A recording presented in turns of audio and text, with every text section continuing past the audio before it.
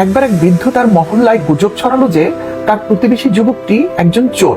এক পর্যায়ে পুলিশ তাকে ধরে নিয়ে গেল, কিন্তু আদালতে তার বিরুদ্ধে চার্জ প্রমাণ হলো না। খালাস পেয়ে যুবকটি বৃদ্ধের বিরুদ্ধে মানহানির মামলা করলো। আদালত বৃদ্ধকে তার ছড়ানো গুজব সম্পর্কে জানতে চাইলে তিনি বললেন ওগুলো ছিল নিছক কিছু কমেন্ট বা মন্তব্য। আড্ডার ছলে, চা খেতে কিংবা সময় কাটাতে কাটাতে আমি নিতান্ত সাধারণভাবে কথাগুলো বলেছি, ওগুলোর বিশেষ কোনো উদ্দেশ্য ছিল না। জাজ সাহেব বললেন, কাল আমি এই মামলার রায় দিব, তবে আজ বাসায় যাওয়ার পথে আপনাকে একটা কাজ করতে হবে।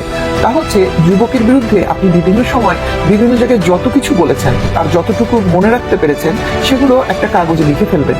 তারপর সে কাগজটা কুটি কুটি করে ছিঁড়ে বাতাসে উড়িয়ে দেবেন।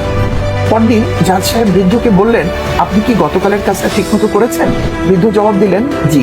জাজ সাহেব বললেন, এখন আপনাকে আরেকটা কাজ করতে হবে। তা হচ্ছে কালকে উড়িয়ে দেওয়া কাগজের টুকরোগুলো সব সংগ্রহ করে আমার কাছে জমা দিতে হবে। বৃদ্ধ বললেন, কিন্তু সে তো অসম্ভব। বাতাস যে টুকরোগুলোকে কোথায় উড়িয়ে নিয়ে গেছে তা তো এখন আমি সব খুঁজে বের করতে পারবো না জনাব।